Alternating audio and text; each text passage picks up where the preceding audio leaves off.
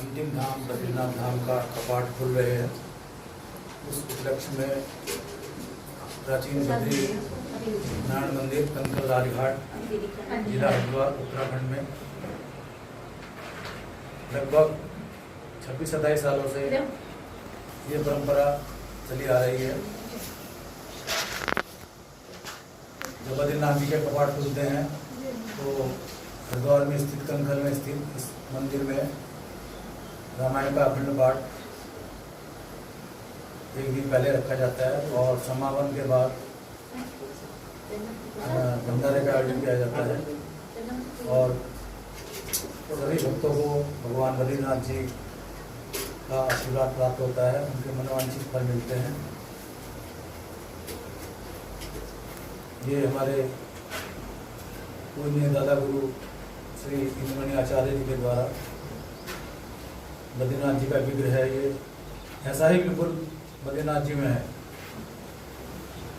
पद्मासन की मुद्रा में बैठे हुए, ये ऐसे ही बिल्कुल उनका विग्रह है।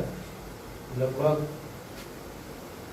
1930-35 के सन में तो जब गुरु हमारे दादा गुरु जी आए थे, उन्होंने यहाँ तपस्या करी बैठकर, तो प्रभु जी ने उनको दर्शन दिए, तो उनके मन में विचार आया। फिर वो बद्रीनाथ जाकर उन्होंने मूर्ति की स्थापना यहाँ पर की। प्राचीन काल जो जब बस वगैरह की सुविधा नहीं थी, रास्ते नहीं बने थे, तो लोग पैदल जाते थे बद्रीनाथ और यहाँ से यात्रा शुरू करते थे बद्रीनाथ जाने के लिए। और वही फल जो बद्रीनाथ जी का वहाँ जाने के मिलता है, वो वैसे ही फल यहाँ पर प्राप्त होता है। और गुरुदेव, जैसे कि मूर्ति प्राचीन काल से जो पूजा परंपरा से वही चली आ रही है, जैसे होती है पंचामृत से स्नान करा के, दही से स्नान करा के भगवान को और उनको विराजमान किया जाता है। और जैसे आपने क्षेत्रवासी, कंकल क्षेत्रवासी, हरिद्वार दूर दूर से लोग आते हैं वहाँ दर्शन करने और उनको अभीष्ट फल प्राप्त होते हैं।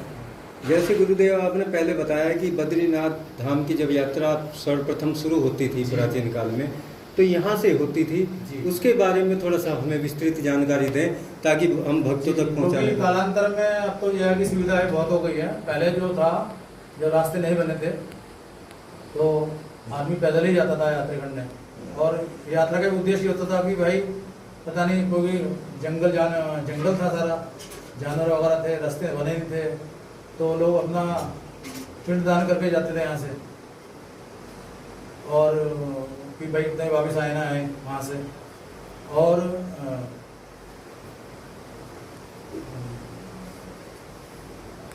बाकी क्या पूछ रहे थे आप?